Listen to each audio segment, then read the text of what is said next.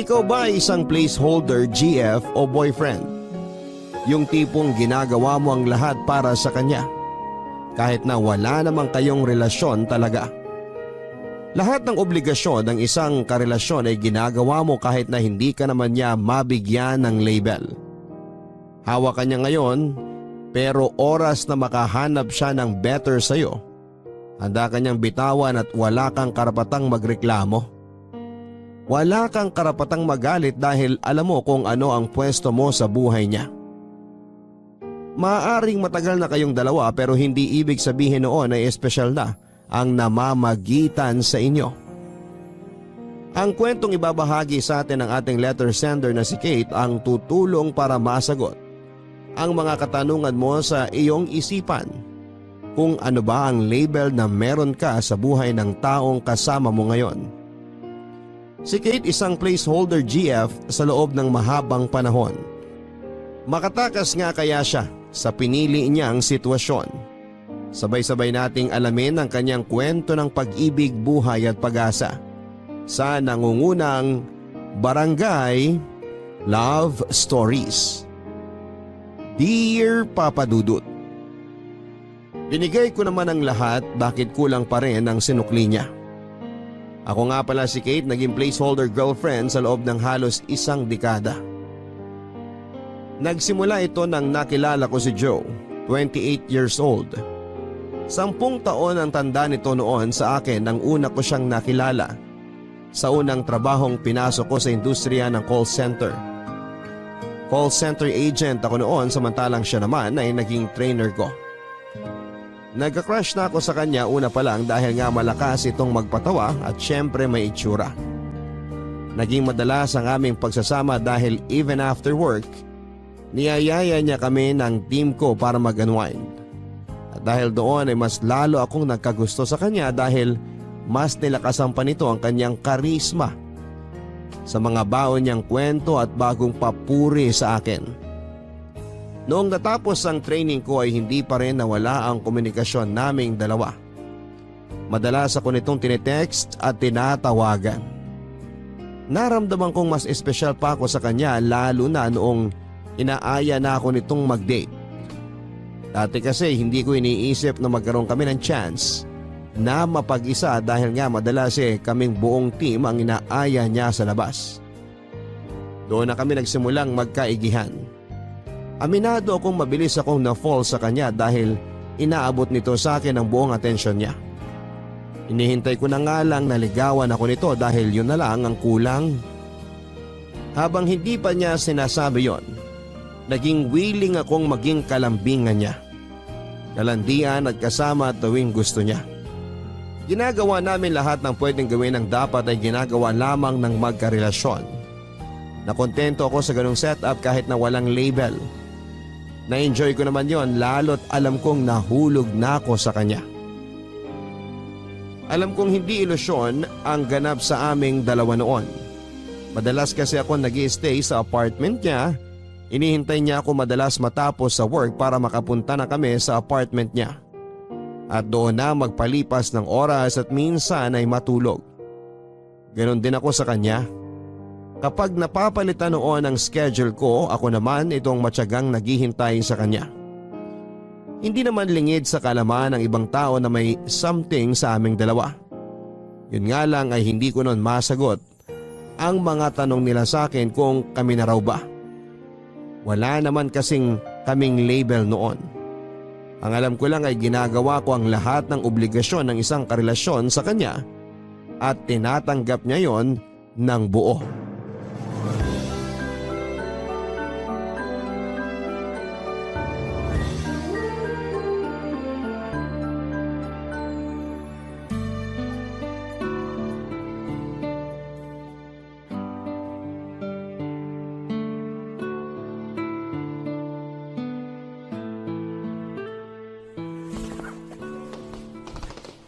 Bukas na lang tayo maglaban ng bedsheet ha. Maghahanap ako ng mga pwedeng labhan dito sa apartment mo para isang labahan na lang. Hayaan mo lang dyan. Ipapalaundry ko na lang bukas bago kita ihatid sa inyo. Ay wag na. Kagastos ka na naman eh. Kaya ko namang labahan to kung tinatamad ka. Malinis naman ako maglaba, maniwala ka. Bahala ka. Joe, Oh, paano kaya kung dito na lang ako tumira sa apartment mo? ha? Bakit? Wala naman. Wala naman pala eh. Kung ano-ano pumapasok sa utak mo. Alam mong dapat mong gawin? Maligo ka na ron. Malakas ang pakiramdam ko na makakarami tayo ngayon eh. Ayaw mo ba? Ang alin? Ito naman bingi-bingihan. Yung magsama na tayo. Ay, hindi ba joke yon?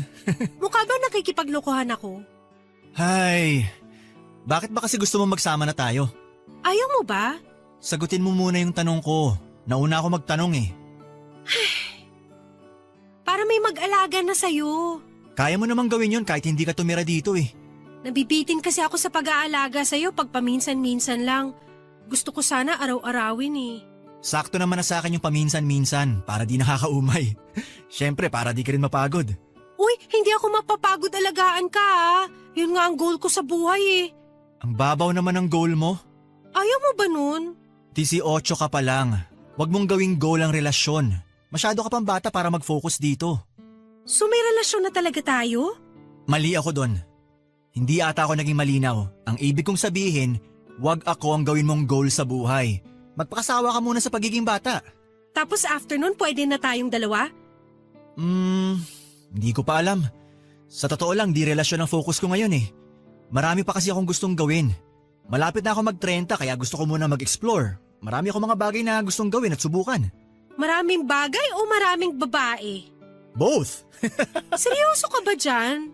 Alam mong sobrang honest kong tao. Di ako magsisinungaling sa'yo. Totoong gusto ko pang makakilala ng ibang babae.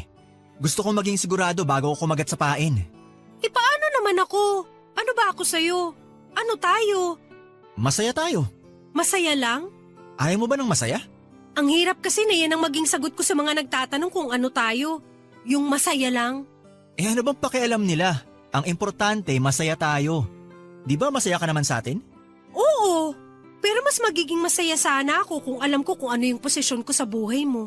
Huwag mo na masyadong isipin yon, Kate. Tulad ng sinabi ko sa'yo, bata ka pa. Marami ka pang pwedeng gawin at marami pang pwedeng mangyari. So pwede rin akong mag-explore muna. Mag-explore saan? Sa ibang lalaki. Bakit mo naman naisip na pwede mong gawin yan? Eh kasi ikaw mag-e-explore ka rin sa ibang babae. Ako lang yon. Iba yung i-explore mo. Career, friends, o bagong kainan sa kung saan. Ganong explore lang ang gawin mo. Bakit naman hindi ako pwede mag-explore ng ibang lalaki? Kasi, akin ka lang. Teka, pero... Shh! Akin ka lang, Kate.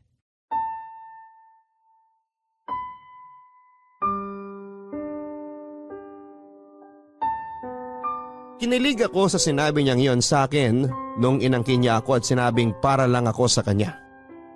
Kakaibang feeling yon kaya kahit papaano ay nawala yung takot ko na ipagpatuloy kung ano man ang ginagawa namin. Hindi na muling napag-usapan ang tungkol sa namamagitan sa amin.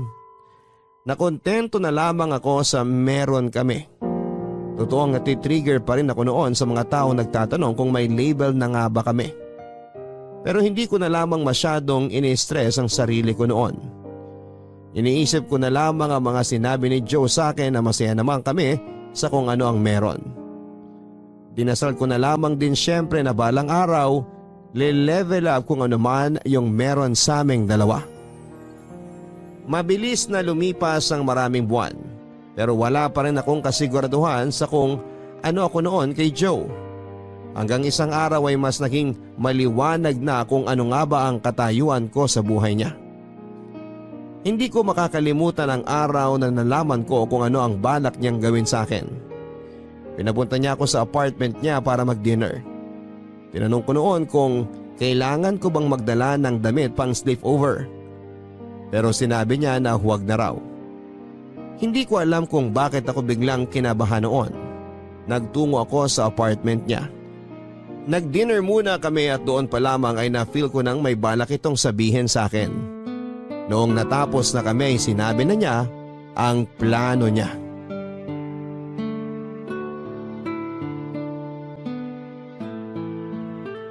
Okay ka naman sa dinner natin?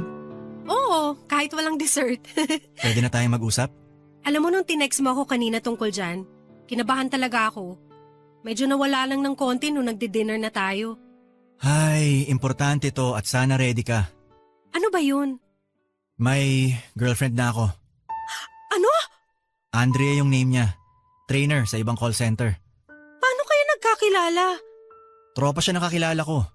Nagkainuman kami last month tapos ayun, na-feel ko na siya na nga.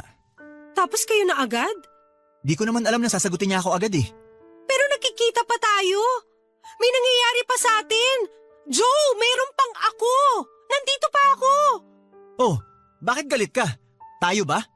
Yun na nga eh. Mas nauna ako sa kanya pero siya yung binigyan mo ng label. Mas matagal na kitang kilala pero sa kanya mo binigay yung matagal ko nang hinihingi sa'yo. Nag-click kami. Diba? Ganon din tayo. Bakit tatagal ba tayo kung hindi tayo nagkiklik? Iba sa kanya, iba sa'yo. Yung sa kanya sigurado ko eh. At sa akin hindi. Matapos kong gawin lahat ng gawain ng isang girlfriend, ako pa tong isasantabi mo? Alam mo namang walang tayo eh. Pero yung ginagawa natin, gawain ng merong relasyon. Sinabi ko naman sa'yo huwag ka mag-expect, di ba? Tsaka wag mo akong sisihin dito. Pumayag ka naman sa ganitong setup. Kasi inaasahan ko baka magbagong isip mo tungkol sa atin. Kahit naman. Sinabi ko naman sa'yo na wala nga, di ba? Tsaka sabi mo naman enjoy mong alagaan at mahalin ako. Kaya hinayaan lang kita. Kasi gusto kong patunayan sa'yo na karapat-dapat ako para sa'yo. Sorry kung mali yung inasahan mo. So ganito na lang? Tapos na?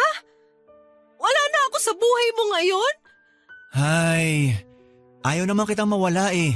Eh bakit parang pinapakawalan mo ko? Actually, ayaw sana kitang bitawan. Ang labo mo? Kasing labo ng meron tayo. Gusto mo ba mawala ka na sa buhay ko? Siyempre, ayoko. Gusto ko pa rin to. Okay, good. Kasi may proposal sana ako sa'yo. Eh kung papayag ka, gagawin kitang placeholder girlfriend. Placeholder girlfriend? Oo, andyan ka lang sa tabi ko. Anumang oras na tawagin kita para ma-feel ko yung pagmamahal mo, dapat available ka. Ano?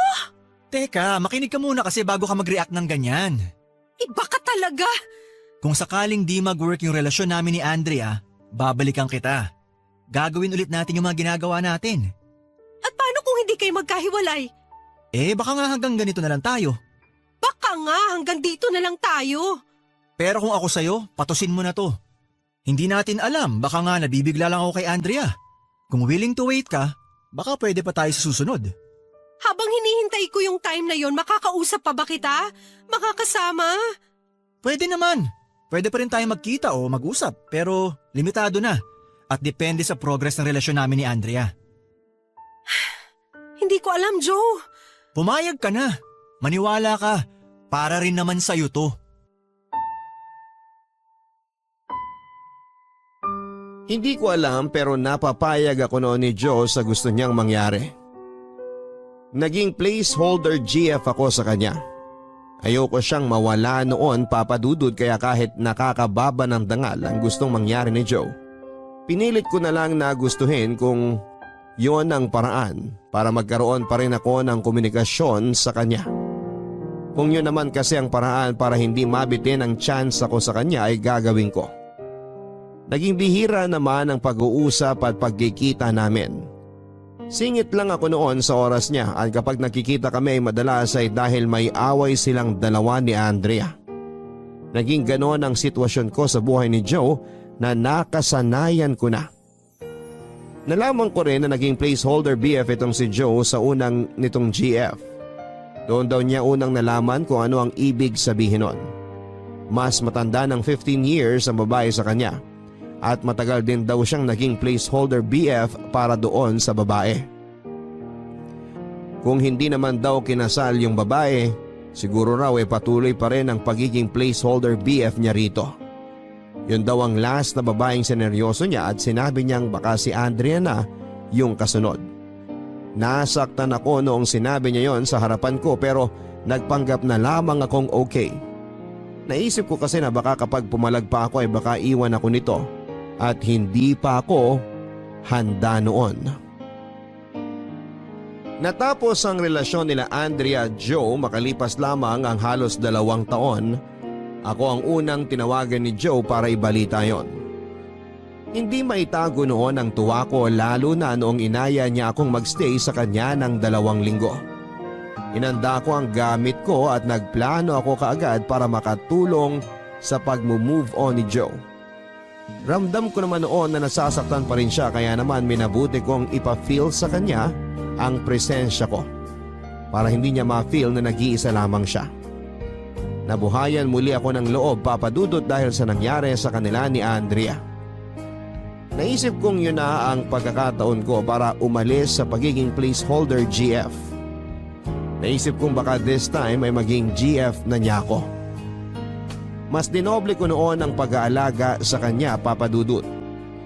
Binuhos ko ang lahat ng pagkasabi ko sa kanya na hindi ko naiabot noong time na sila pa ni Andrea. Napansin kong malungkot pa rin ito at aminado akong nasasaktan ako sa tuwing nakikita ko siyang nami-miss si Andrea.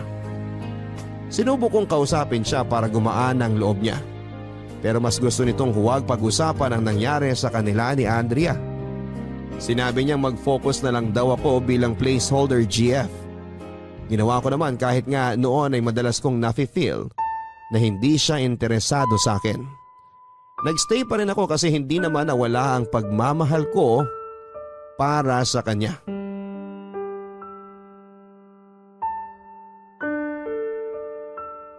Joe,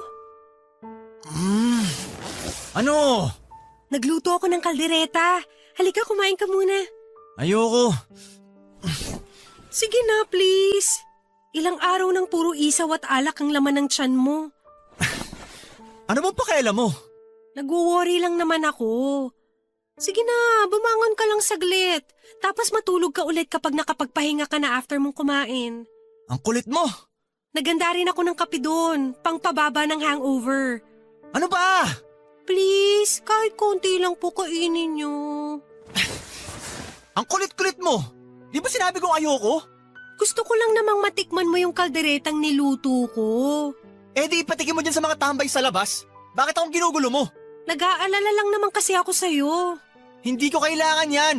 Ang kailangan ko ngayon, tulog. Wala ka nang ibang ginawa kundi matulog eh. Lagi ka na lang dito sa kwarto. Lalabas ka lang para uminom tapos babalik ka ulit dito. Hindi na nga kita nakakausap. Alam mo, ang demanding mo, no? Namiss lang kasi kitang kausap. Maraming tambay dyan sa labas. Sa kanila ka makipag-usap. Joe naman, nahihirapan na ako sa ganitong sitwasyon eh. Hayaan mo nga ako, Kate. Kung nahihirapan ka, edi umuwi ka na lang sa bahay nyo. Pag di ka na madrama at makulit, tsaka ka bumalik dito. Nahihirapan lang kasi ako nakikita kang ganyan. Edi wag mo akong tingnan. Hayaan mo naman akong tulungan kang makamove on kay Andrea. Matagal na ako nakamove on sa kanya. Parang hindi naman. Mas magaling ka pa sa akin eh. Kasi iba na feel ko eh. Alam kong hindi ka pa nakaka-get over sa kanya. Mukhang ikaw ang di pa nakaka-get over sa kanya eh. Panay ang tanong mo tungkol sa kanya. Nakakakurta. Gusto mo kayong dalawa na lang yung magsama eh. Huwag ka namang magalit sa akin, Joe. Ako na nga lang tong tumutulong sa'yo eh. So sinusumbat mo yan sa akin. Magkano ba yung presyo ng tinulong mo? Hayaan mo at babayaran ko sa'yo kapag sumahod na ako. Hindi ko naman pinababayaran sa'yo. Gusto ko lang naman sana hayaan mo kung tulungan ka. Gusto mo talaga makatulong? Oo naman. O sige, ganito ah. Ligpitin mo lahat ng mga natitirang gamit ni Andrea dito. Ilagay mo sa karton. Kukunin niya raw bukas. Nasa kabilang kwarto karamihan ng gamit niya. Nilagay ko doon nung naghiwalay kami. Pero baka sakaling may makita ka pa dito sa kwarto ko. Isama mo na rin. Bakit ko liligpitin? Nandito ba lahat ng gamit niya? Malamang! Nag-live-in kami eh. Anong gusto mo? Nasa kalsada lang lahat? Hindi ko alam na nag-live-in pala kayo. O ngayong alam mo na, may closure ka na ba sa kanya? Oh, ano bang hinihintay mo? Ayusin mo na. Tsaka hayaan mo ako makatulog. Bago pa kita palayasin dito sa bahay.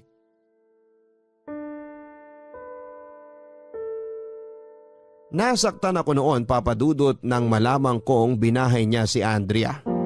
Samantalang ako noon ay ilang beses kong pinagmukhang tanga ang sarili ko. Pumayag lamang itong i-live-in ako. Inayos ko ang mga gamit ni Andrea, marami nga itong gamit na nasa kabilang kwarto noon. Nasaktan ako habang hinahawakan ang mga gamit na yon.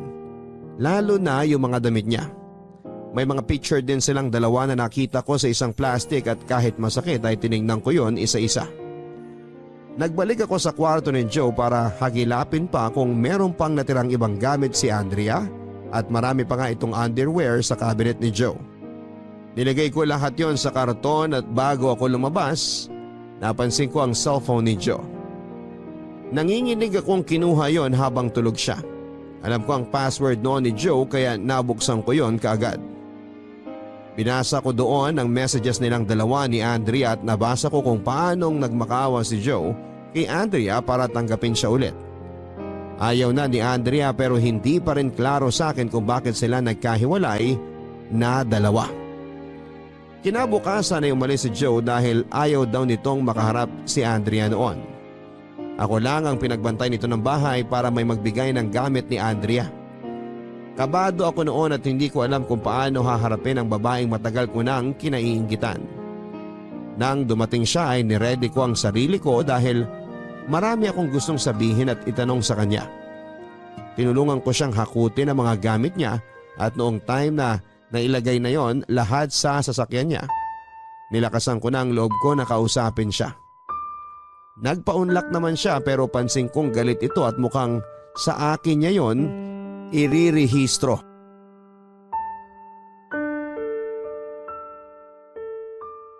Andrea, Bakit? pwede ka bang makausap bago ka umalis? Matagal ba yan? Kasi baka mamaya maabutan pa ako rito ni Joe eh. Mamayang gabi pabalik ni Joe. Nag-text na siya sa akin kanina habang naghahakot ka ng gamit. Pakidalian lang sana ha, may mga gagawin pa kasi ko. Bakit ba kayo naghiwalay ni Joe? Chismosa ka ha? Gawain ba talaga yan ng mga kasambahay? Hindi ako kasambahay dito. Eh bakit sabi ni Joe kasambahay ka raw niya? Baka nagkamali lang siya ng sabi. Paanong nagkamali paulit-ulit niyang sinabi yun sa akin? May something kami ni Joe. Matagal na. Bago ka pa dumating sa buhay niya. Bakit ba di pa ako nasanay? So kabit ka habang kami? Hindi. May something lang kami pero walang label. So pinaasa ka lang niya? Hindi naman. Placeholder girlfriend. Placeholder girlfriend?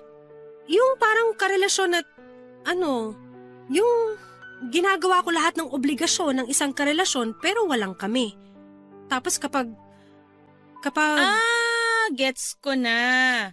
Kapag nakahanap siya ng seseryosohin niya, bibitawan ka. Babalikan ka kapag di nag-workout yung relasyon na gusto niyang seryosohin. Tama ba? paano mo nalaman yan? Kasi yan yung dahilan kung bakit ako nakipaghiwalay sa kanya. Placeholder girlfriend ka rin niya? Ako? Placeholder girlfriend niya? Gago ba siya? Meron siyang ibang placeholder girlfriend habang kaming dalawa. Ako nga yun. Hindi ikaw yun. Iba yung nahuli kong kasama niya. Ha? Oh, di hindi mo alam. Ikaw kasi nagtanong-tanong ka pa eh. Gawa-gawa mo lang ba yan para saktan ako? Bakit naman ako mag-iimbento ng kwento? Anong mapapala ako? Para magkabalikan kayo ni Joe. Girl, wala na akong balak makipagbalikan sa kanya, no? Sayong-sayo na. Ako nga tong nakipag-break, di ba? Malay ko ba kung mahal mo pa rin siya? Magmamahal ba ako ng isang taong binababo yung relasyon namin? Habang kami at magka-live-in, may on the side na ibang babae? Baka kasi sa'yo okay lang. Sa akin hindi. Malaki pa ang respeto ko sa sarili ko. May respeto rin naman ako sa sarili ko. Kung makapagsalita ka, kala mo kilalang kilala mo ko. Hindi nga kita kilala ng personal pero base sa nakikita ko ngayon at sa sinasabi mo, pupusta akong katiting na lang ang respetong meron ka para sa sarili mo. Akala mo lang yun.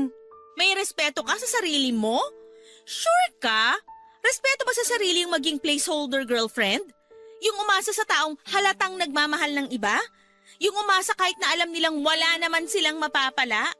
Pakisabi nga sa akin kung respeto pa rin ba tong ginawa kanyang kasambahay sa paningin ko? Umalis ka na nga lang. Masakit ba yung katotohanan? Kung ayaw mong masaktan, umalis ka na lang. Yan mismo ang payo ko sa'yo. Kung ayaw mong masaktan sa sitwasyon mo ngayon, umalis ka na lang. Nalaman kong meron pang isang placeholder GF noon si Joe. Masigit pa nga ito kesa sa akin dahil sa kanila may nangyayari samantalang ako noon hanggang usap lang kami noon. Nahuli sila ni Andrea na mag-check-in sana at doon na nga tinapos lahat ni Andrea ang relasyon nila. Pinili na rin noong isang placeholder GF niya na lumayo na lamang at hindi na nagpakita pa kay Joe. Nagsisi si Joe sa ginawa niya pero huli na ang lahat. Hindi na siya tinanggap pang muli ni Andrea at yon ang kinasakit ng pride nito. Nagalit din ako noong nalaman ko yon at sinabi ko ito kay Joe. Yun nga lang, sa akin pa siya nagalit at sinabing huwag daw akong makialam sa buhay niya. Dahil wala naman daw kaming relasyong dalawa. Natahimik ako at tama naman siya. Imbes na umalis noon para hanapin ang respeto ko sa sarili ko tulad ng pinayo ni Andrea, ay mas pinili ko magstay. Hindi ko noon iniwan si Joe sa pag-asang hindi na ito lumingon pa sa iba. At ako na lang ang tingnan niya. Papadudot handa akong maghintay hanggang sa maging ready siyang mag-commit sa akin noon. Alam ko naman na kaya ko pa ring patunayan sa kanya na ako ang karapat-dapat sa kanya noon. At kailangan lamang niya ng kaunting oras para makita ang halaga ko. Kaya naman triple na ang ginawa kong pagmamahal, pag-aalaga at pang-unawa noon kay Joe. Kahit na hindi ko naman nakukuha yon, pabalik sa kanya. Nakapiling ko ng halos 2 years si Joe dahil hindi muna ito nakipagrelasyon muli after nilang natapos ni Andrea. Masyado itong nasaktan sa nangyari sa kanila ni Andrea kaya hindi pa raw ito ready na mag-commit. Natuwa ko noon dahil sa akin muli ang atensyon nito. Nag-respond naman siya ng maayos sa mga pinapakita ko sa kanyang atensyon at pagmamahal. At aminado akong dahil doon ay umasa na naman akong muli na magiging kami na noon. Mas madalas na rin ako magstay sa bahay niya at pinalagay niya ang ibang damit ko sa kabilang kwarto. Nangingiti na lamang ako noon dahil nga unti-unti ay mukhang magli-live-in na kami. Pero naudlot na naman. Naudlot na naman yon dahil sa pinsan kong si Lala. Kaedad ko rin. Nakita kasi niya ang pictures naming dalawa sa Facebook at nagandahan siya. Inad niya ito at doon sila nag-usap. Hindi nito sinabi kay Lalang tungkol sa amin, ang sinabi nito ay dati niya akong trainee sa call center. Nasaktan na naman ako at nakaramdam ng insecurity. Hindi ko lang yon pinahalata sa kanya dahil kapag na bad mood ako, bigla itong iiwas sa akin at napakasakit papadudot na kailangan pa niyang maghanap ng iba. Gayong ako naman itong nasa harapan niya. Mas lalo pa nga akong nasaktan lalo noong nalaman kong nagkakamabutihan na pala silang dalawa.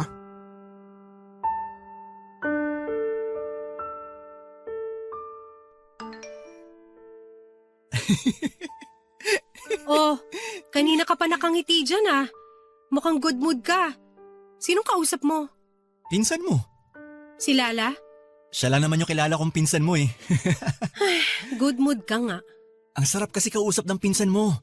Kung ganito ka ba naman lagi kakwela eh, baka di laging puro cellphone ang inaatupag ko kapag magkasama tayo. Anong pinag-uusapan nyo? Kung ano-ano nga eh. Maglalandian, tapos magbibiruan, tapos mamaya maglalambingan. Alam ba niya yung tungkol sa atin? Anong sa atin? Na may namamagitan sa atin. Na nakatira ako rito sa bahay mo. Uy, di tayo nagli-live-in ha. Mas madalas ka lang matulog dito kasi gusto mo. Pero ikaklaro ko lang ha, di tayo nagsasama. Baka mamaya makwento mo pa sa kanya eh. Hindi naman siya nagtatanong. Sa akin nagtanong siya. Anong sinabi mo? Bukod dun sa sinabi kong dati kitang trainee? Oo. Sinabi ko ni-rent nyo ng ex mo yung kabilang kwarto rito sa apartment ko. Bakit mo naman sinabi yun? Eh kasi nung nag-video call kami para ipakita sa kanya yung apartment, nakita niya yung isang blouse mo na nakasabit dun sa kabilang kwarto. Eh yun agad naisip kong dahilan eh. Naniwala naman siya. Hindi man lang siya nagduda? Magaling ako magsinungaling. Napaikot ko yung sitwasyon. Kaya ako magtatanong siya sa'yo ah. Alam mo na kung anong isasagot ah. Grabe ka. Eh anong gusto mong sabihin ko sa kanya? Na may something tayo? Eh di iniwasan na ako nun. Eh ano naman kung iwasan ka niya? Sa tingin ko yun naman yung tama. Interesado na kasi ako sa kanya. Di ba halata? Siya na madalas yung kausap ko at gusto ko na nga siyang pormahan. Pinsan ko yun, Joe. Baka naman pwedeng iba na lang. Di naman niya alam ang sitwasyon natin eh. Pero pinsan ko nga siya. Konting delikadesa naman. Delikadesa? Eh ikaw nga tong pinipilit ang sarili mo sa akin eh. Kala mo ba di ko nahalata dati na halos ilagay mo na lahat ng damit at gamit mo rito? Di lang ako umimik nun kasi wala pa naman akong ibang dinidate. Pero ngayon iba na. May Lala na kaya please, alam mo na kung anong gagawin. Hindi ko alam ang gagawin. Maang-maangan ka pa. Para namang tanga to. Alam mo kung ano ka sa buhay ko. At alam mo kung magiging ano ka sa buhay ko kapag may nakilala akong babae na gusto ko maging girlfriend, di ba? Ganun-ganun na lang ba yun? Sa tingin ko naman may point ako. Di ka ba nahiya na pinsan ko naman yung gusto mong targetin? Hindi ko siya balak gawing katulad mo na placeholder girlfriend lang. Gusto ko siyang seryosohin. Pang-seryosohan ng pinsan mo. Di mo ba nakikita? At ako hindi. Ikaw nagsabi niyan. Pero yun ang gusto mong palabasin eh. Oh, bakit nagagalit ka? Kasi nakakabastos ka na eh.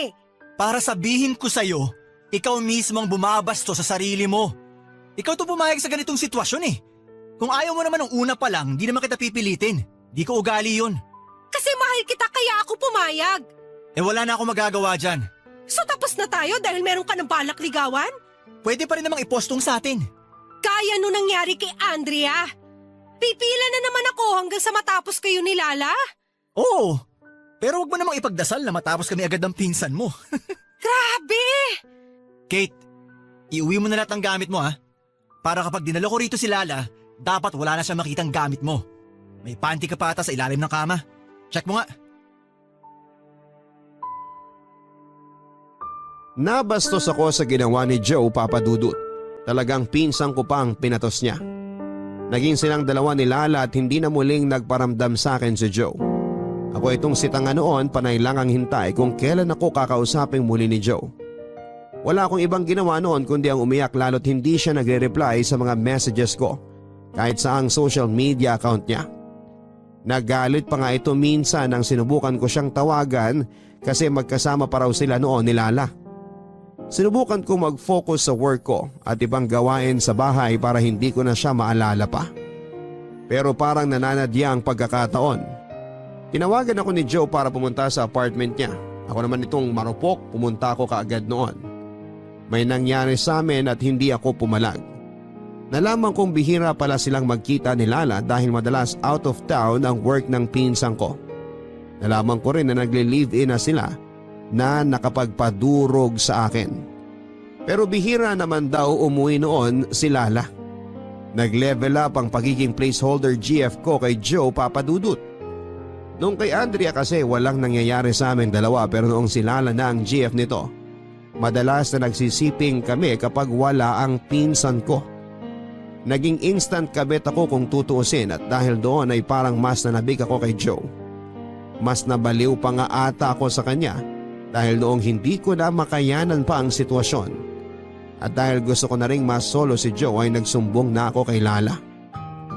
Dahil doon ay nakipaghiwalay si Lala at nalaman niyo ni Joe. Sinugod ako ni Joe sa smoking area ng trabaho namin. Wala itong hiyang sinigawan ako at pinagmumura. Naintindihan ko naman siya dahil kahit ako ay nabigla sa ginawa ko sa kanila ni Lala. Sino ka? Anong karapatan mo para sirain ang relasyon namin ni Lala? Sorry, Joe! Masyado lang ako nagpadala sa nararamdaman ko. Sorry? Sa tingin mo magagamot ng sorry yung ginawa mo sa amin ni Lala? Kakausapin ko siya. Aayusin ko to. Huwag kang mag-alala. Makikinig yun sa akin. Huwag na! Wala na akong tiwala sa'yo. Baka palalain mo lang lalo yung sitwasyon. Hindi yan. Maniniwala yun sa akin. Sasabihin ko prank lang na sinabi ko sa kanya. Sasabihin Prank lang? Alam mo bang kinausap niya ako at pinaamin sa lahat? Umamin ako! Sa tingin mo maniniwala pa siya kung sasabihin mong prank lang ang lahat? Utak basahan ka ba? Huwag ka naman sana magsalita sa akin ng ganyan. Masisisi mo ba ako? At sinong dapat sisihin, ha? Ikaw na naman itong pakialamera eh. Alam mong masaya ako kay Lala. Alam mong mahal ko siya. Buti pa siya mahal mo. Samantalang ako? Ako na matagal na sa buhay mo, pero hindi mo maibigay sa akin yung label na binigay mo kina Andrea at Lala. Baliw ka kasi kaya bakit ko ibibigay sa'yo? Kasi binigay ko sa'yo lahat. Ginawa ko lahat ng pwedeng paraan para mapakita sa'yo na deserve kong matawag na girlfriend mo at hindi lang isang placeholder. Tama yung desisyon kong huwag ibigay sa iyo yung label na hinahanap mo eh. Kasi kung ibinigay ko, baka mas malalang kabaliwan pang gawin mo. Buti na lang talaga. Subukan mo kasi! Subukan? Nakita ko ang kabaliwan mo at ayoko masubukan yan kapag binigyan kita ng label. Ginagamit mo lang na rason yan para hindi ako bigyan ng label. Yun ang totoong rason kung bakit di kita kaya maging girlfriend. Joe, please!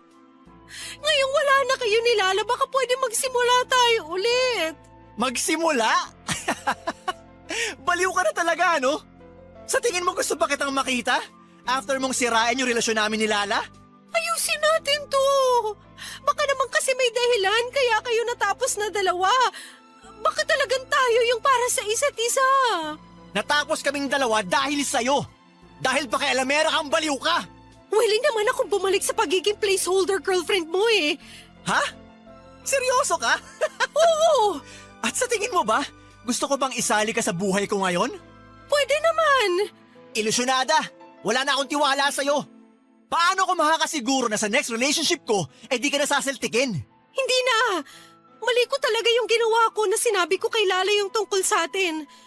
Nadala lang talaga ako kasi sobrang nagustuhan ko yung pakiramdam na akin ka lang, kahit may Lala na.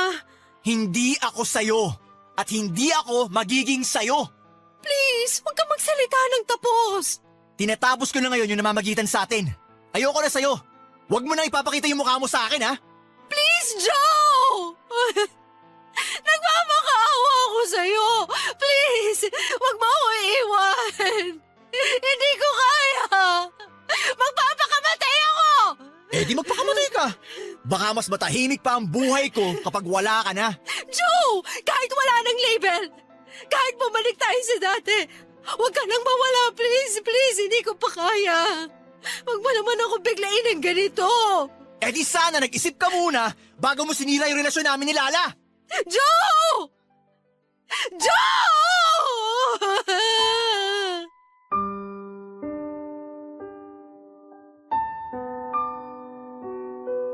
Desidido na nga si Joe noon na tapusin ang namamagitan sa aming dalawa. Ilang beses ko siyang sinubukang lapitan noon sa trabaho pero minumura niya lamang ako. Ilang beses akong napahiya sa harapan ng mga kasamahan niyang trainer. Pero kinaya ko ang lahat, bumalik lamang kami sa dati. Noong naramdaman kong wala na talagang pag-asa ay nag-file ako ng leave sa trabaho ng 1 linggo para makahinga at may pagluksang namatay na pag-asa sa puso ko na balang araw ako yung pipiliin ni Joe. Nagpunta ako ng Quezon para dalawin ang pamilya ko at humingi ng tulong sa kanila para malagpasan ko ang pinagdaraanan ko. Nakatulong naman sila kahit papaano at nang bumalik na nga ako, pakiramdam ko ay handa na ako para mabuhay nang wala si Joe. Hanggang sa makatanggap ako ng isang text kay Joe. Nalaman kong natanggal ito sa trabaho niya. Naawa ko sa kanya kaya naman pinuntahan ko siya sa apartment niya. Napakagulo noon ang tinitirhan niya at puro bote ng alak at ubos ng yosi. Niyakap ko ito at sinabing makakayanan niya ang pagsubok na yon. Niyakap niya ako pabalik at saka nakiusap na huwag ko raw siyang iwanan noon dahil baka patayin niya lamang ang sarili niya. Sinunod ko siya at sa huli ay naging marupok ako at muling bumalik sa buhay ni Joe. Inalagaan at inalalayan ko si Joe habang hindi pa ito nakakatayong muli sa pagkakalugmok niya. Hindi muna ito naghanap ng trabaho sa takot na ma-reject siya. Kaya naman habang wala pa siyang work, ako muna ang nag-supply sa kanya ng mga kailangan niya. Nung una, puro kailangan lang ang ibinibigay ko sa kanya. Hanggang sa nasanay na siya. Nasanay na rin po itong humingi pati na yung para sa luho niya. Wala sa pagkaing mamahalin hanggang sa mga sapatos ako ang nagbibigay sa kanya. Hindi naman ako nagreklamo dahil mapansin lang nito na magalangan ako sa pagbibigay sa kanya ay magagalit siya. Ayoko nagagalit noon si Joe sa akin dahil nakikita ko naman ang progress sa namamagitan sa amin. Naging constant ako sa buhay ni Joe at natupad nga ang hiling kong ibahay niya ako. Inoffer niyang tumira na lamang ako sa kanya para yung apartment na lang niya ang bayaran ko at hindi na magbayad pa ng sarili kong upa doon sa dating tinutuluyan ko. Nakitaan ko yun ng progress sa amin papadudot dahil sa wakas ay magkasama na kaming dalawa. Naisip kong konti na lang at mapapalitan na ang label ko from placeholder GF to real GF. Mabilis lamang ang panahon at halos 5 taon na rin kaming magkasama sa iisang bahay. Nagkaroon na rin ito ng bagong trabaho at naging maayos na muli ang direksyon sa buhay niya. Natuwa akong nakayanan niya ang pagsubok na pinagdaanan niya at dahil doon ay mas kampante akong itanong na sa kanya kung may chance nga bang maging kami na. Yun nga lang, isa na namang hindi inaasahang pangyayari ang magaganap noon na magiging dahilan para maudlot ang pagbibigay nito ng label sa akin.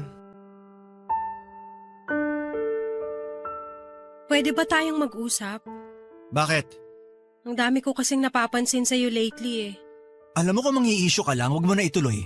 Pagod ako sa work. Mabilis lang to. Baka ang ibig mong sabihin, mabilis mo ako mai-stress. Parang ganyan, ang bilis mong pumitik. Sabi na eh, mga issue mo na naman to. Gusto ko lang makipag-usap sa'yo. Gusto mo makipag-usap o gusto mo mang-away? Gusto kong mag-usap. O sige na, ano na naman ba yung sentro ng kapraningan mo ngayon? Napapansin ko, bihira ka na kung umuwi rito sa bahay. Eh kasi nga busy sa work. Sa work ka ba natutulog? Hindi, doon sa katrabaho kong si David. After work kasi doon ako madalas nagsistay sa kanila after namin mag-inuman. Alam mo na, pangtanggal stress. Eh di sana after ng inuman umuwi ka rito. Eh mas malapit yung bahay niya sa work kesa rito eh. Okay, sige. Basta sa susunod mag-text ka kung hindi ka uuwi ha.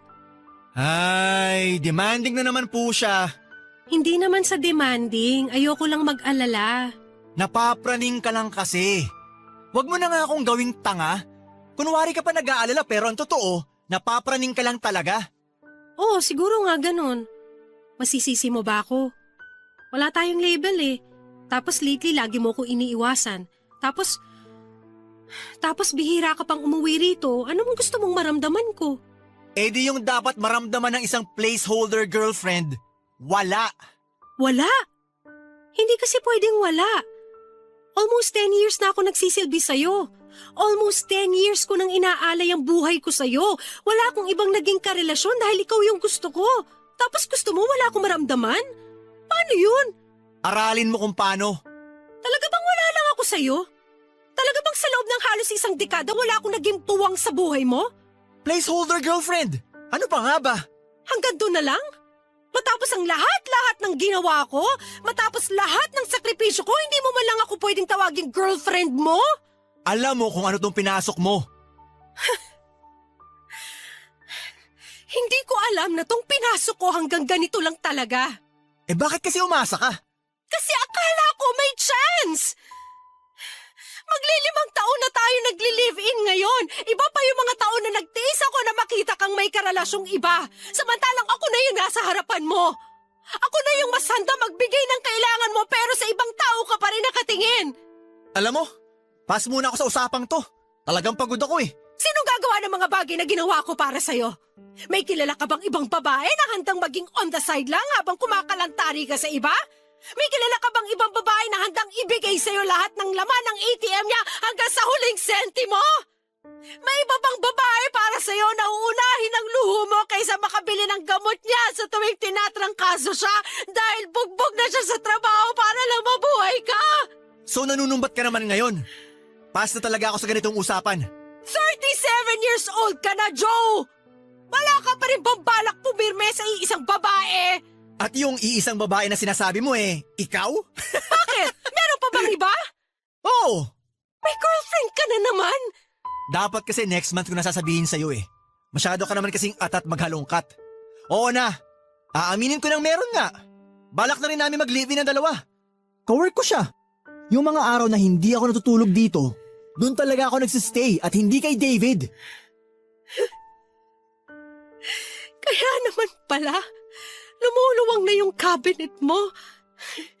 Kaya pala halos maubos na yung mga damit mo rito.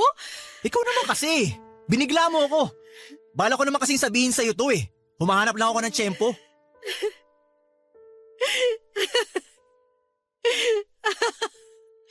Ang tanga ko!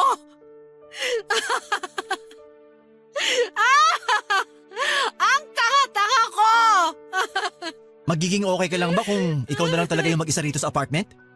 Makakapundar ka ba ng bago mong gamit kasi dadalhin ko na dun sa girlfriend ko lahat ng gamit ko rito. Ang tanga ko! Ang tanga-tanga! Bago pa man makahakot noon si Joe ng mga gamit niya, inunahan ko na kaagad siyang umalis sa apartment naming dalawa. Nagulat ito marahil pag uwi niya wala na ako at mga gamit ko. Iniwanan ko ang lahat ng kailangang bayaran sa bahay at hindi nag-iwan kahit na piso. Sinubukan niya akong tawagan para humingi ng share ko noon pero mas pinili kong deadmahin na yon, Papa Dudut. Kailangan ko lang palang maramdaman ang sagarang katangahan bago ako matauhan. Hinayaan ko na siya at hinayaan na rin niya ako. Mas naging madali na hindi ito nagparamdam pa sa akin dahil mas nakatulong yon para makalimot na ako sa kanya. Pagkalipas ng mahigit 1 taon ay nakayanan ko na at totoo namang may nararamdaman pa ako noon para sa kanya. Pero alam kong hindi na ako magiging marupok para bumalik pa sa kanya. Hindi pa rin naman ako nagpaligaw noon dahil hindi pa ako ready. In-enjoy ko ang buhay kasama ang pamilya at mga kaibigan ko. Na-promote din ako bilang team leader at nagkaroon ng extra na pinagkakakitaan naman na nagamit ko para makapag-travel. Naging maayos ang buhay ko mula nang binitawan ko ang nag-iisang gulo sa sistema ko at yun ay si Joe. Inakala ko noon na hindi ito manggugulo o magpapakita pa. Naisip ko kasi na sobrang kapal naman ang mukha niya kung sakaling magparamdam pa siyang muli sa akin. Nagkamali ako roon, isang araw habang nasa labas ako noon ng trabaho at nag-aabang ng taxi pa uwi ay nakita kong lumapit si Joe. Napansin kong wala pa itong tulog, ligo at mukhang kagagaling lang sa inuman. Blanko ang mukha ko noon at wala akong ibang naramdaman kundi awa. Hinintay kong magsalita ito, Papa Dudut.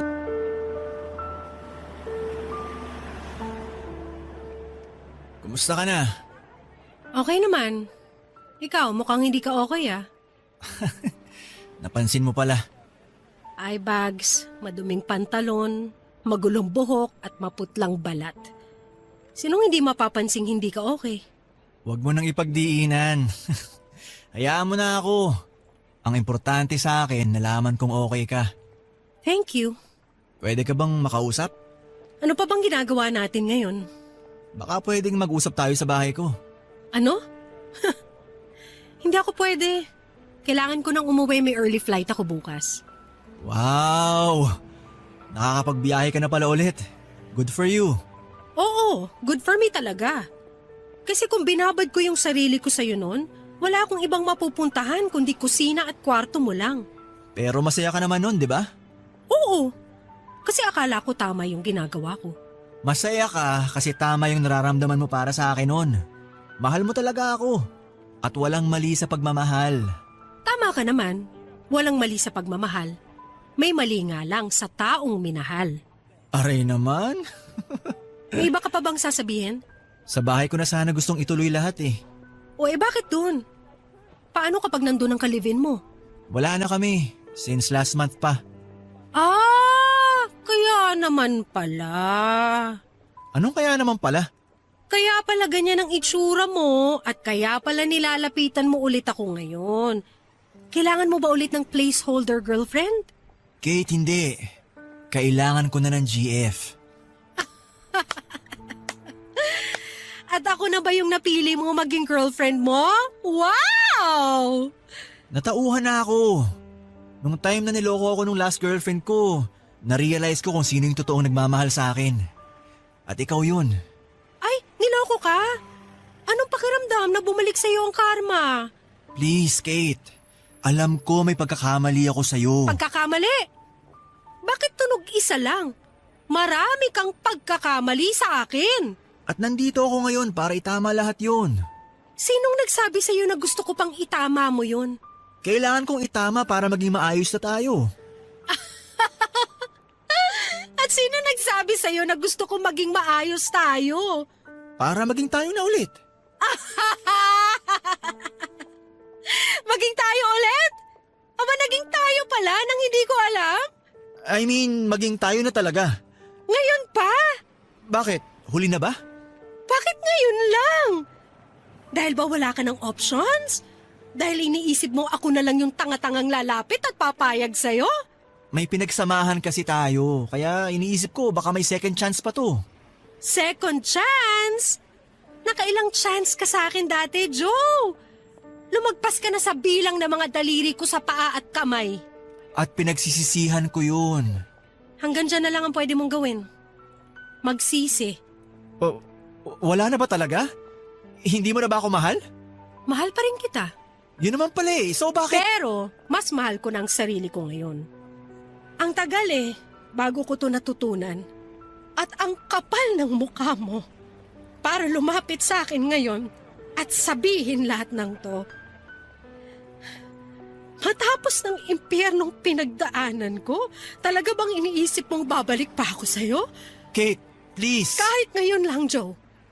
Itaas mo naman yung tingin mo sa akin. Huwag mong isipin na madali mo lang ako mahahablot anumang oras na gusto mo at bibitawan mo anumang oras na piliin mo. Irespeto mo naman ako. Nirirespeto kita. Hindi na ako tanga, Joe. Kung hindi mo yan kayang ibigay yung respetong hinihingi ko sa'yo, huwag ka nang lumapit sa akin. Dahil hindi ko alam kung kaya ko pang respetuhin ka matapos lahat ng pambababoy na ginawa mo sa akin. Kate, pwede bang... Taxi! Kate, please naman oh. Kailangan kita. Huwag mo naman akong tiisin.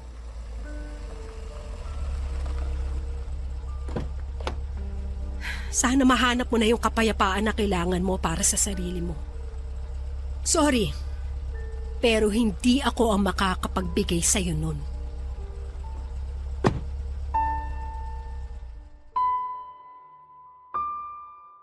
Hindi ko na muling nakita pa si Joe. Hindi na ito muling nagparamdam sa akin. Napakakapal naman siguro ng mukha nito kung iaharapan niya noon ang mukha nito sa akin. Nagkaroon ako ng closure dahil sa muli naming pagkikita. Kahit na hindi ko nasabi sa kanya lahat ng naipong kong galit, naging sapat pa rin yon sa akin na masabi sa kanya yung tuktok ng sama ng loob ko. Nakahinga na ako talaga ng maluwag after noon. Pinagpatuloy ko ang buhay ko nang walang ibang nililingon pa sa aking nakaraan. Dahil natapos ko na yon nang sinimulan ko ng patawarin ang sarili ko. Sa ngayon ay wala pa rin akong karelasyon pero para sa akin ay ito ang makakabuti. Wala pa akong naiipong pagmamahal na handa kong ibigay sa iba dahil buwabawi ako sa pagkukulang ko noon sa sarili ko.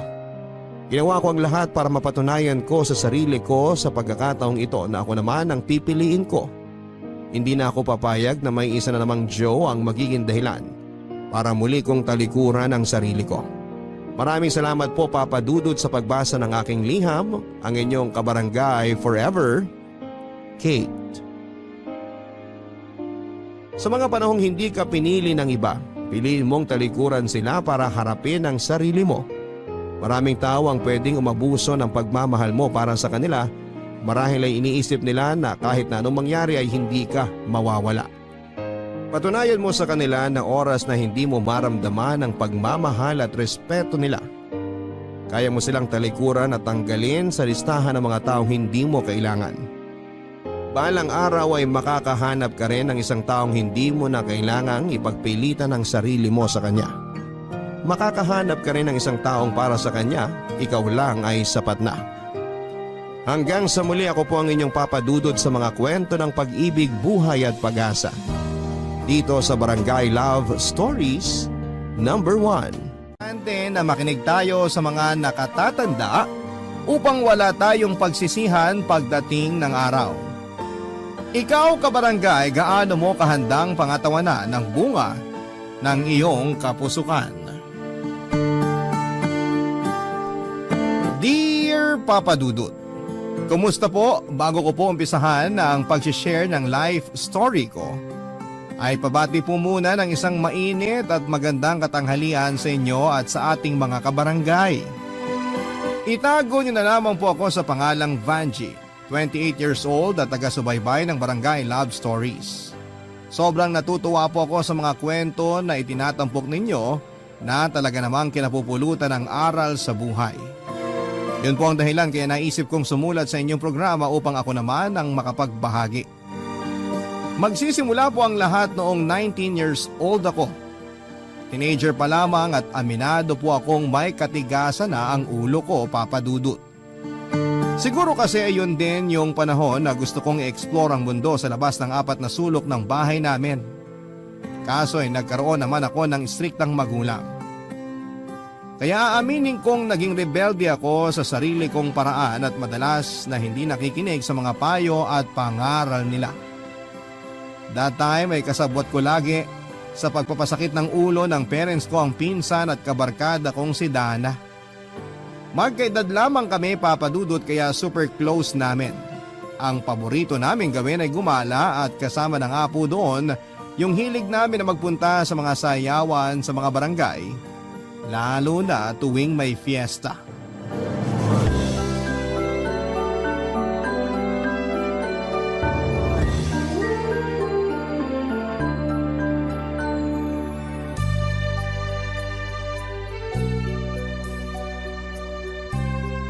Ano na te, ang tagal mo namang sumagot, naiinip na ako. Ano ba kasi uli yung tanong mo, Dana? Ay, ano ba yan? Paulit-ulit? Lutang ka ba o sabog? Sorry na, pero pareho. Ano nga kasi yung tanong mo? Kung gora tayo dun sa sayawan ka ako. Naku, maganda daw doon, tapos baka doon na rin natin makilala yung Prince Charming natin. O di ba, bongga? Lagi mo na lang yan sinasabi kada sayawan na pinupuntahan natin eh. Ending, wala rin naman tayong nakikilala na cute boys dun. At least nakapag-enjoy tayo sa pagsasayaw. Yun naman ang importante, di ba? Alam mo kasi, may bago akong moves ngayon. At gusto kong gamitin dun sa sayawan para ako yung pagtinginan ng mga tao. Ewan ko sa'yo, dami mong alam. Ay, pero gustuin ko mang pumunta. Alam mo namang mahigpit si na mama. Last time napalo pa nga ako't napagsabihan. Piruin mo, sa edad kong to, para pa ring bata yung turing nila sa akin. Nakakahiya at nakakainis kaya. Naku, matagal na namang nakakainis yung si tita eh. Pero go pa rin tayo. Gusto ko talagang pumunta doon. Ayoko namang mag-isa kasi partners tayo, di ba? Gusto mo yata talaga akong pompyangin ng mama ko, no? Minsan iniisip ko kung pinsan ba talaga kita o ano eh. Siyempre, pinsan mo ko. Kaya nga lagi kitang sinasama sa mga gala ko eh. Saka te, kala mo naman ikaw lang yung may striktong magulang. Ako rin naman. Nung nakaraang araw nga, kamuntik na akong sinturunin ni mama dahil ang tigas ng ulo ko. Pero go pa rin ako. Bakit ba? Malalaki na tayo, hindi na tayo mga bata. Sa bagay, korek ka dyan sa sinabi mo. So, ibig bang sabihin yan? Pumapayag ka ng sumama sa akin? May magagawa ba ako kung tumanggi ako? Siguradong di mo na ako titigilan. Eh kesa naman maaburido ko sa'yo, sige, sasama na lang ako. Pero paano tayo aalis? Di naman tayo pwede magpaalam sa mga magulang natin kasi hindi nila tayo papayagan. Madali lang yan. Kung hindi nila tayo papayagan, tatakas tayo. Hala, sigurado ka ba dyan? Kasi kapag nahuli nila tayo, baka mga mata lang natin walang latay. Siyempre, hindi tayo magpapahuli. Hindi naman tayo ganun kaengot, no? Pagtulog na silang lahat, saka tayo aalis. Tapos, babalik din tayo bago pa sila magising. O di ba? Hindi nila malalaman na nakapuslit na tayo. Basta talaga kalokohan, napakabibo mo, Dana. Siyempre, ako pa ba? Pero yun na yung plano, te ha. Hintayin mo yung text ko kung saan tayo magkikita. Dapat magpakabait ka muna ngayon para hindi ka nila paghinalaan mamaya. Mukhang kailangan ko nga magpa-good shot. Sige, ako na lang maghuhugas sa mga pinagkainan namin hanggang hapunan. At magdidilig ng mga halaman ni Mama para naman matuwa siya sa akin. Ikaw din, magsipag-sipagan ka muna dun sa inyo. Oo nga eh, tutulungan ko muna si Mama maglaba kahit ayoko dahil masusugatan tong mga kamay ko. Pero alang-alang sa sayawan na yan, isasakripisyo ko ang malaporselana kong kutis. Dami mo talagang alam, kainis ka. Naman, gumagana utak ko sa mga kalokohan. Ang totoo ay kilala na po kami ni Dana sa barangay na pinupuntahan namin dahil lagi kaming umaattend sa mga sayawan doon. Kumbaga sa attendance ay mabi-very good kami ng teacher dahil lagi kaming present. Laking probinsya po kami at kumpara sa mga taga Maynila, yun po ang nagsisilbi naming libangan. Kaya nga kapag malapit na ang fiesta sa isang lugar sa amin, ay nagpaplano na kami ni Dana na pumuslit dahil panigurado na hindi kami papayagan ng mga magulang namin. Konsentidor din po kasi ang mga barkada namin kaya malakas ang loob naming sumaway sa mga pinagbabawal ng mga magulang namin. Sa katunayan, kapag hindi kami nakakapunta ay sinusundo nila kami sa mga bahay namin. Moving forward, natuloy nga po ang pagpunta namin ni Dana sa sayawan na pinagplanuhan naming puntahan. As usual ay masaya po akong umuwi sa bahay namin pagkatapos ng nakakapagod na gabing yon.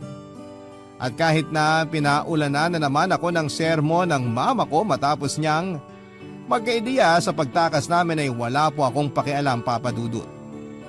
Para sa akin ay hindi nila ako mapipigilang gawin ang gusto ko kahit na pagbawalan pa nila ako. Lumipas sa mga araw at nagkaroon na naman ng sayawan sa isang partikular na barangay sa lugar namin na pinuntahan at ninaluhan namin ni Dana. Tapos ay doon ko po nakilala si Jeffrey nang minsan ko siyang makapareha sa sayaw.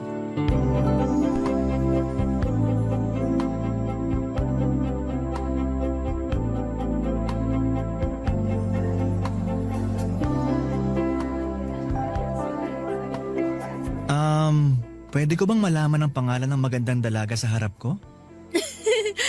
Hoy, hindi naman ako maganda. Sakto lang. Basta para sa akin, maganda ka. Ako nga pala si Jeffrey kung itatanong mo. Vanjie naman ang pangalan ko. Sabi na bagay sa'yo. Parehong maganda. Puro ka bola. Pasalamat ka, gwapo ka. Aba, gwapo talaga ako kasi sabi ng tatay ko, magaganda at gwapo raw ang lahi namin. Wow, ang hangin mo rin pala, no? Para tuloy gusto ko nang bawiin yung sinabi ko. Pero biro lang kasi totoo namang gwapo ka. Bawas-bawasan mo lang ang pagiging presko. Hindi naman ako presko. May confidence lang. Tagasan ka nga pala. Bakit ngayon lang kita nakita sa barangay namin? Hindi ka ba taga rito? Taga dyan ako sa kabilang barangay. Dayo lang kami rito ng pinsan kong si Dana kaya ngayon mo lang ako nakita. Ay, nga pala yun si Dana oh. Mahilig talaga kaming pumunta sa mga sayawan kaya nung nabalitaan namin na meron dito sa lugar nyo, nagpunta kami kaagad. Mabuti naman kasi kung hindi kayo pumunta rito, hindi sana kita makikilala ngayong gabi. Feeling ko ako na tuloy ang pinakamaswerteng lalaki sa balat ng lupa kasi nakasayaw kita, Vanjie. Bolero! Pero in fairness di ko lamang isasagot ko. Hayaan mo na kung wala kang masabi. Hindi naman sa lahat ng pagkakataon kailangan mo sumagot sa mga papuri sa'yo. Pero marami na bang nakapagsabi na maganda ka? Lalo na yung mga mata mo. Ikaw pa lang. Sabi na wala talagang taste ng ibang tao. Pero ayos na rin na sa akin mo nalaman. At least mas totoo, di ba? Naku, wag mo naman ako masyadong purihin kasi baka masanay ako tapos hanap-hanapin ko na. Sige ka. Wala namang kaso kung hanap-hanapin mo. Willing naman akong i-appreciate ang ganda mo at sabihin yun sa'yo para malaman mo. Sabi kasi ng mga magulang ko, kapag may maganda tayong nakikita sa paligid natin, sabihin natin. Ipaalam natin dun sa tao para ma-boost yung confidence niya. Tama nga naman, kasi parang naging confident ako ngayon dahil sa mga sinabi mo. Thank you, Jeffrey Alam mo, kahit ngayon lang tayo nakita, magaan na talaga loob ko sa'yo. Weird ba yun? Hindi naman. May mga tao talagang itinakda para sa isa't isa. Kaya kahit hindi pa sila nakikita ng matagal, kampante na sila sa isa't isa. Sinasabi mo ba na tinadhana tayo? Oo. Bakit? Ayaw mo ba? Teka, may boyfriend ka na ba, Vanjie? Wala akong boyfriend. Kung liligawan mo ko, baka ikaw ang unang maging boyfriend ko. Anong sabi mo? Medyo mahina. Hindi ko masyadong narinig. Ang sabi ko, sumayaw na lang tayo. Tara na, excited na akong ipakita sa iyo yung moves ko. Sige, tara. Papa Dudut, sino mag-aakala na magkakatagpo ako ng isang lalaki na makaka-fives ko sa lugar pa mismo na hindi ko inaasahan? Siyempre kung tatanungin niyo ako kung anong pakiramdam ko ay kulang ang salitang masaya para i-describe ang feelings ko. Lalo na nga noong isinasayaw na ako ni Jeffrey. Feeling prinsesa rin kasi ako that time lalo pa nang magkaalaman kami ng pangalan at yung mga mata niya ay hindi na maalis sa pagkakatitig sa akin. Sabihin niyo na po na maharot ako pero sinong hindi kikiligin ng mga panahong yon. Bago magtapos ang sayawan at tuluyan kaming magkahiwalay ni Jeffrey, nagkapalitan na po kami ng cellphone numbers, Papa Dudut. Tapos nagsimula na po kaming maging textmates. Ang nakakatuwa pa rito ay regular ang pagkikita namin ni Jeffrey, lagi ang ginagawa namin ni Dana papunta doon, lalo pat naging boyfriend na rin niya ang isa sa mga kaibigan ni Jeffrey. Kung magpapaalam kasi kami ay hindi rin naman kami papayagan ng mga magulang namin, kaya tumatakas kami. Siguro sila na lang din ang nagsawa sa kakasaway sa amin, kaya sa huli tinigilan na lamang nila. Hindi nga nagtagal ay nagkamabutihan kami ni Jeffrey at niligawan niya ako, Papa Dudut. Pagkaraan ng 2 linggo ay ibinigay ko na sa kanya ang matamis kong oo. Barangay Love Stories. Barangay Love Stories. Papadudot nang maging kami ni Jeffrey ay walang pagsidlan ng kasiyahang nadarama ko. Pakiramdam ko ako yung bida sa mga teleserye na pinapanood ko gabi-gabi sa GMA Telebabad. Tapos si Jeffrey naman ang leading man ko. Tawagin niyo na akong corny pero ganun yata talaga kapag in love. Kaya lang aaminin ko po na mas naging mapusok ako nang magka-boyfriend. At mas lumala kasi ang pag-alis ko sa bahay nang hindi nagpapaalam sa magulang ko. Kesyo gusto kong makipagtagpo kay Jeffrey. Sa katunayan ay may eksena pa nga na sobrang desidido kong makaalis ay tumalon pa ako sa bintana ng bahay namin, Papa Dudut. Siyempre nag-hysterical naman ang nanay ko, kesyo baka ikapahama ko ang ginagawa kong yon. Tapos may isang beses din na sa pag-uwi ko sa bahay namin, nasa labas na po ang mga damit ko dahil gusto na nilang palayasin ako. Nagkaayos din naman po kami ng magulang ko pero pagkaraan ng ilang araw ay bumalik ulit ako sa dati kong gawin. Ang pagpuslit para makipagkita kay Jeffrey.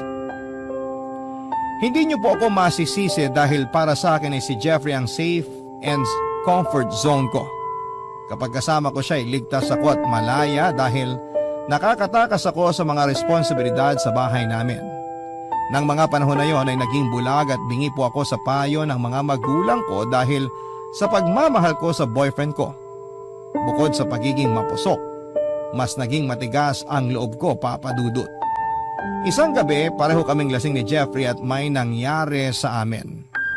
Yun po ang unang beses na nagpagalaw ako at tiwala naman ako dahil mahal ko siya.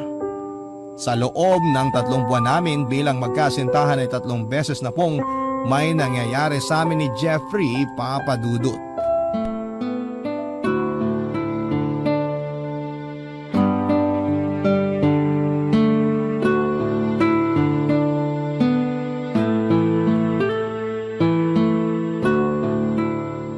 Ote, bakit nakasimangot ka dyan? Sige ka, magkaka-wrinkles ka. Dana naman. Problemado na nga yung tao tapos kung ano-ano pang sinasabi mo dyan. Wala siya. Kaya nga nagtatanong ako kung bakit ka nakasimangot, di ba?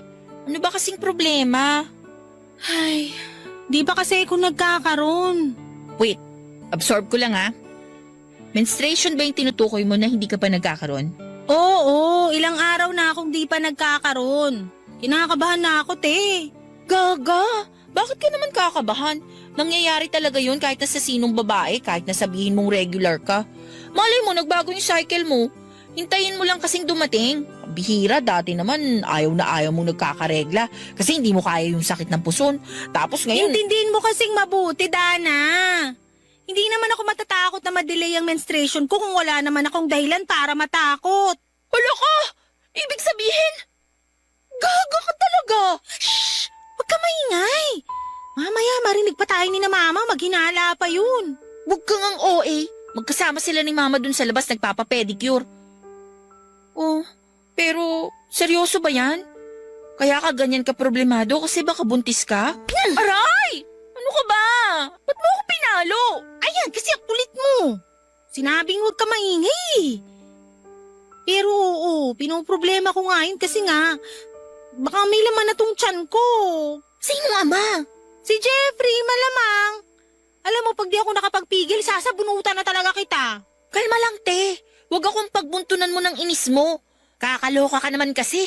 Alam ko naman yun, kaso nandito na eh. Nung gagawin ko? Natatakot akong paalam kina mama kasi baka patayin nila ako. Hindi pa naman confirm kaya huwag ka muna mag-assume. Mabuti pa sumama ka na lang sa bahay. Bumili tayo ng pregnancy test kit sa butika. Tapos dun mo na gawin yung pagpipiti. Pagpapaalam na lang kita sa mama mo na may gagawin tayo sa bahay para naman hindi ka mag-isa ano't ano man na maging resulta. Salamat, Dana. Di ko lang magagawin kung wala ka. Naku, ayos na yun. Siyempre magpinsan tayo. Alangan namang pabayaan kita, di ba? Pero gaga ka pa rin kasi hindi kayo nag-iingat ni Jeffrey. Nag-iingat naman kami, kaya lang. Shut up na. Ayoko nang pakinggan yung kaharutan mo. Kaloka talaga kayo. Mapapaaga yung baby nyo. Aray, nakakarami ka na, te, ha? Makakarami talaga ako kung di ka pa titigil sa pangasar mo.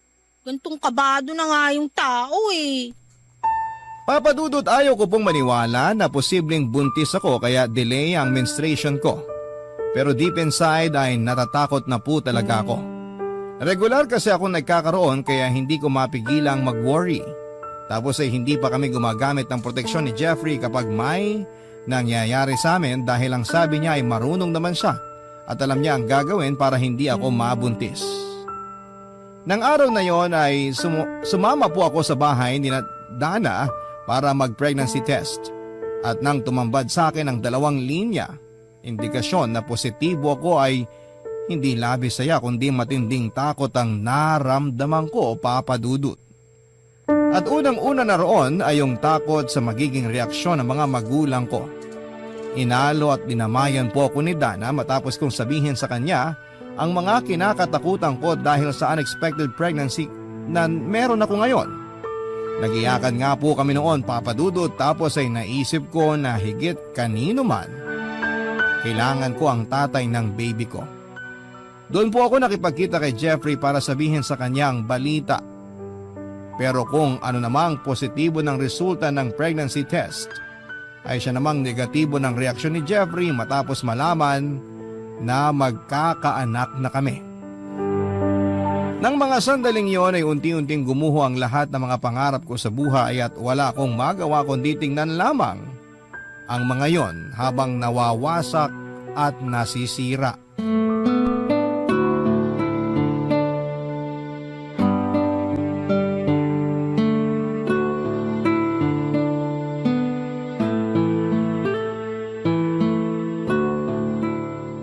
Ano ba kasi sasabihin mo, Vanji? Bakit bigla-bigla mo na lang ako tinatawagan para makipagkita? Medyo busy kasi ako ngayon. Di ba sinabi ko naman sa'yo na kailangan kita ngayon? Jeffrey naman, huwag ka namang magalit sa akin. Hindi naman ako galit. Nagtatanong lang ako kasi biglaan. Ay, may problema ka ba? Pwede ka magsabi sa akin. Meron talaga at malaki. Oh, tingnan mo yan. Ano ba to, Vanji? Kaninong pregnancy test to? Anong klaseng tanong ba yan? Malamang sa akin. Buntis ako, Jeffrey. Nabuntis mo ko. Magkaka-baby na tayo. Imposible kasi nag-iingat naman tayo. Yan din ang akala ko kaso wala. Ilang araw na akong di nagkakaroon. Natatakot na ako. Kaya sinabi ko kay Dana tapos sinuggest niya sa akin na mag-pregnancy test ako. Ayan ang resulta, Jeffrey. Hay, ano nang gagawin natin? Paano natin sasabihin sa mga magulang natin? Anong paano natin sasabihin? Hindi natin sasabihin, Vanji. Jeffrey naman! Sorry, pero hindi pa ako handang tanggapin na magiging anak natin. Ayoko pa maging tatay. Marami pa akong pangarap sa buhay, no? At hindi ko yun matutupad kung magkakaroon ako ng responsibilidad. Naririnig mo ba yung mga sinasabi mo? Kasi kung joke yan, tigilan mo na yan. Huwag mong sabihin yan kasi pinapasama mo lang ang loob ko. Hindi ako nagbibiro, Vanji. Hindi pa ako handa sa pagdating ng baby natin. Isang malaking kalokohan na nakipagkita ka sa akin ngayon para lang sabihin na buntis ka. Siraulo ka ba? Siraulo na ako, siraulo. Pero nagsasabi lang ako ng totoo. Hindi ko matatanggap ang bata sa tiyan mo. Ayoko siyang kilalanin bilang anak. Mabuti pa habang maaga, ipalaglag mo na yan para wala na rin tayong problema. Kasi kahit umiyak ka pa ng dugo, hindi ko kayo pananagutan, no? Mabuti pa alis na ako. At ikaw, umuwi ka na sa inyo kasi baka hinahanap ko na ng parents mo. Di ba ayaw na mga yun na wala ka sa paningin nila? Oo, pero wag mo naman akong iwanan, oh. Please, hindi ko to kakayanin. Jeffrey, mababaliw ako. Hindi ko na problema yun. Nagmakaawa po ako kay Jeffrey Papadudut na panagutan ako at ang magiging anak namin. Pero naging bingi siya sa mga pag-iyak at pakiusap ko. Kulang na lang ay magmanikluhod ako na huwag siyang umalis ng sandaling yon dahil kailangan ko ng karamay. Kaso desidido po si Jeffrey na iwanan ako at takasan ang responsibilidad niya sa amin ang baby niya. Akala ko ay nabibigla lamang siya kaya nagawa niya yon, ngunit kinabukasan ay nakarating sa akin ang balita na lumuwas na ng Maynila si Jeffrey para tuluyan na kaming hindi magkita. Papadudot, kulang na lang ay masiraan ako ng tuktok ng mga panahon na yon dahil nga mag-isa ko na lamang haharapin ang pagbubuntis ko. Hindi ko po alam ang gagawin dahil naging malabo ang direksyon ng buhay ko. Labis-labis din ang pagsisisi ko dahil hinayaan ko ang sarili ko na magtiwala sa taong katulad ni Jeffrey na sa huli ay sasaktan at iiwanan lang din pala ako. Kulang na lang ay mabaliw ako sa kakaiyak ng patago dahil hindi ko na makontak si Jeffrey Papadudut.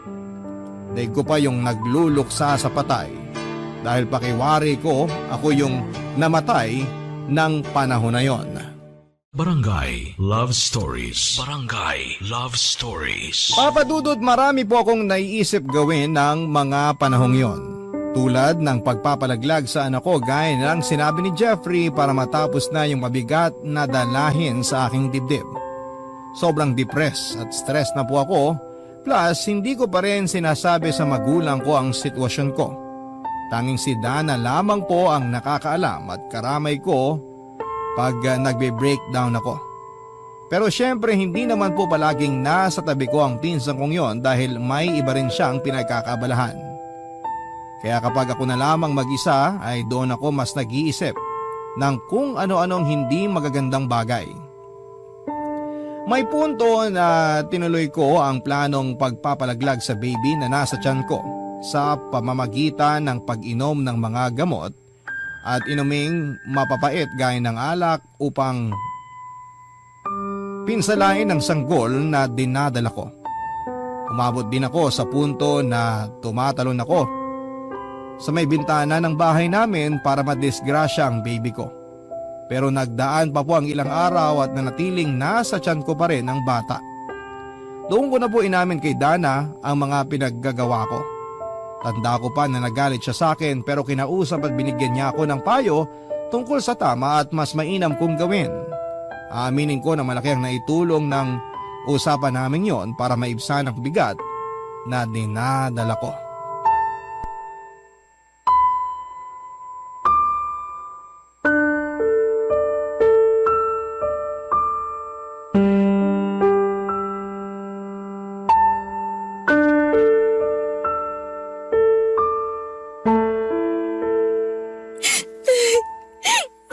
Akala ko wala na akong igagalit pa dahil sa ginawa sa'yo ni Jeffrey.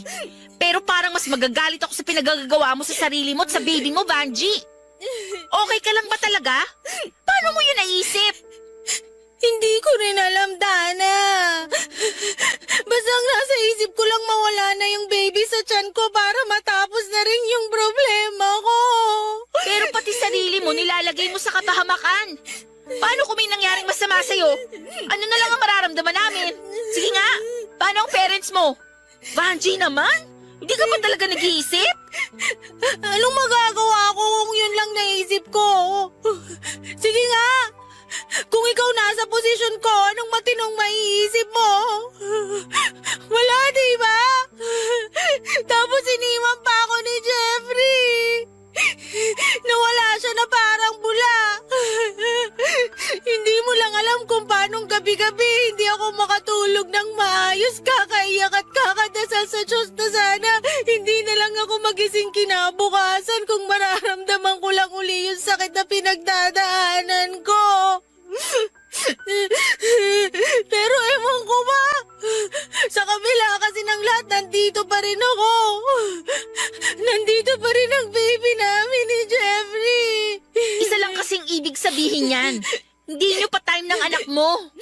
Kaya kahit anong gawin mo, hindi nangyari yung mga naiisip mo dahil may dahilan pa rin kayo para magpatuloy sa buhay. Ay, hindi ko man personal na nararanasan ang pinagdaraanan mo. Pero naniniwala ako na malalampasan mo rin yan lahat at magiging okay din kayo ng baby mo. Tsaka Banji, nandito naman ako eh. Diba, hindi lang tayo magpinsan? Mag-best friend din tayo. Kung kailangan mo ng emotional support, pwede kang pumunta sa bahay kasi welcome ka dun. Salamat talaga, Dana.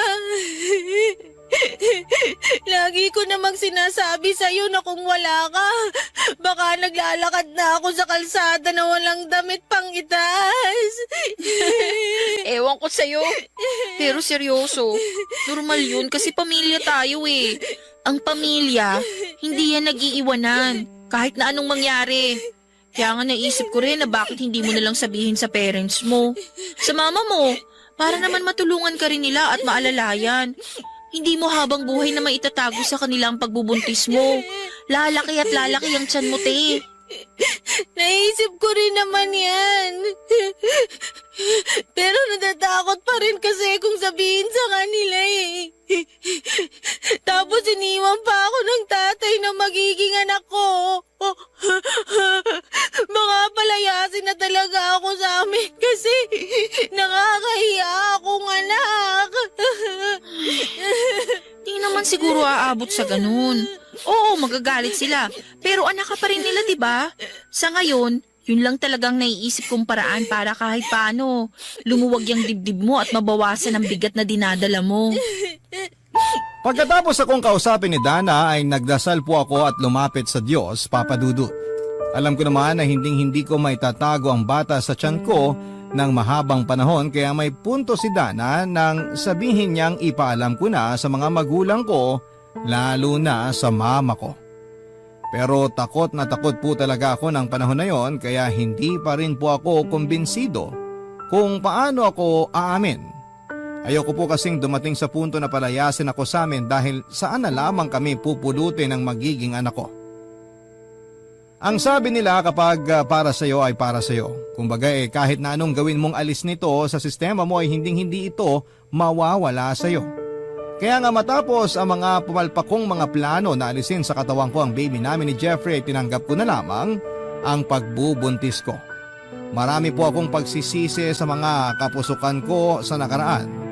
Pero alam ko rin na hindi maitatama ng isa pang pagkakamali ang mga kamalian ko sa buhay at pagdidesisyon ng padalos-dalos. Kaya nga kahit pakiramdam ko ay naliligaw ako ng panahon na yon, nanalig pa rin ako sa Diyos na tutulungan niya ako. At isa na nga po marahil sa paunang sagot niya sa tulong na hinihingi ko ay matapos akong kausapin ng masinsinan ni Mama. Doon ko na rin po inamin sa kanya ang lahat-lahat.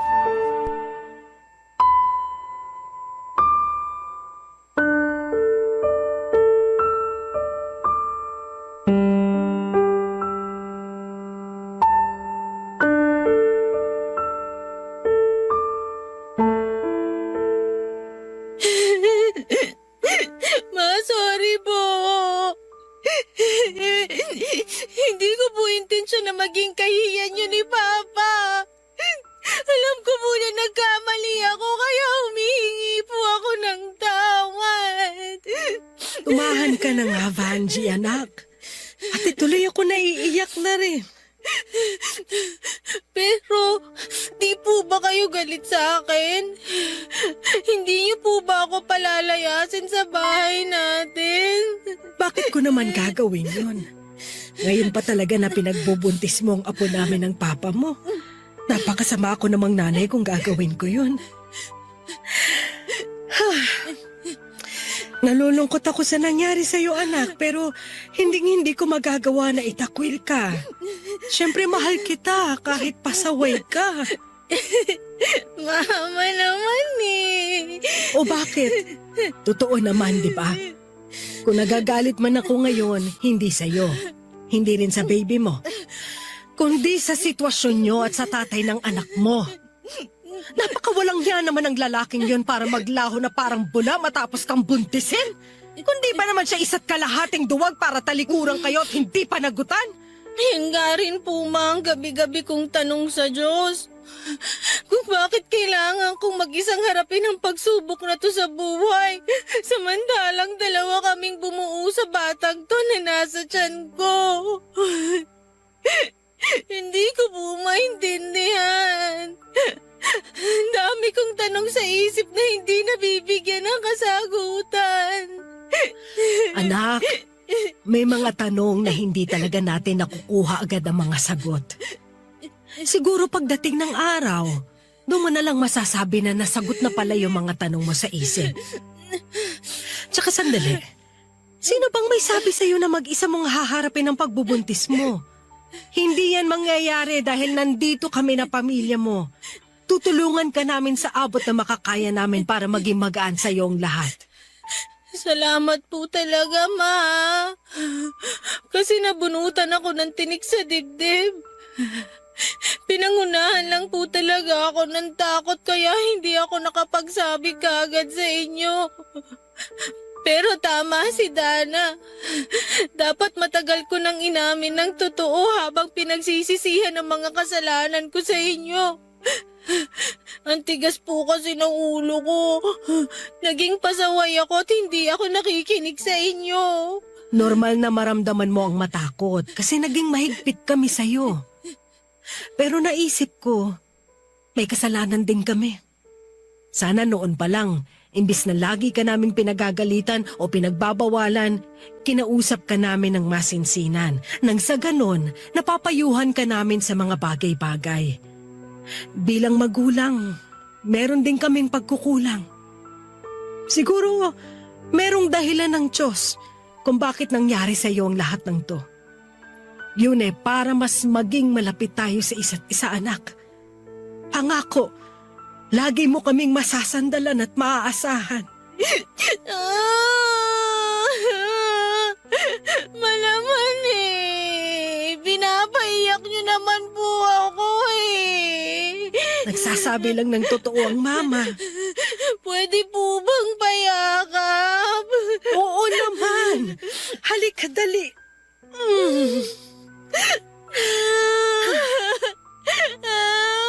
Ang anak kong to, oo.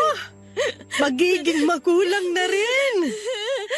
Nag-aalala pa rin po ako kasi wala akong kaalam-alam sa pagiging magulang. Matututunan mo rin yan. Basta lagi ka nang makikinig sa amin. Pangako, Mama. Hindi na po ako magiging pasaway. Wala po talaga tayong maililihim sa ating mga magulang dahil napapansin nila anuman ang bumabagabag sa atin. At napatunayan ko na po yan matapos sabihin sa akin ni Mama na may mga pagbabago sa physical appearance ko na nahalata na niya. Kaya naman nagka-idea siya na buntis na ako. Nang sabihin ko sa kanya na oo at matapos niyang malaman kung sino ang ama ng baby ko, pati na rin ang ginawang pang-iwan sa akin ni Jeffrey, bagaman nalungkot ay sinuportahan pa rin po ako at pinatawad ni Mama. Malaki po ang pagpapasalamat ko sa Diyos dahil hindi nila ako tinakwil sa pamilya namin, sa halip ay tinulungan at ginabayan nila ako sa buong panahon ng aking pagbubuntis. Noong una akala ko ay hindi ko kayang pangatawanan ang anak ko. Pero nang mailuwal ko na siya sa mundo, una kong ginawa ay humingi ng tawa dahil ginusto ko siyang mawala noon. Tapos kasunod na po yung labis na tuwa at saya kasi sa wakas ay nakita at nahawakan ko na po siya. Nagpapasalamat po ako sa Diyos dahil normal ang anak ko at walang naging masamang epekto sa kanya mga ginawa ko noong araw para maalis siya sa katawan ko. Sa kasalukuyan ay may asawa na po ako, Papa Dudut, at tanggap ng mister ko ang anak ko kay Jeffrey. Masasabi ko rin na maswerte ako dahil nakakilala ko ng mabuting lalaki. Napaninindigan ako at ang anak ko sa dati kong boyfriend at ang pamilyang binuo namin. Tunay na mabuti ang Panginoon sa mga taong nagsisisi sa kanilang mga nagawang kasalanan at nagsisikap na makapagbagong buhay. Maraming salamat po sakaling mapili po ninyong itampok ang storya ng buhay ko at sana po ay kinapulutan po ito ng aral at inspirasyon ng ating mga kabarangay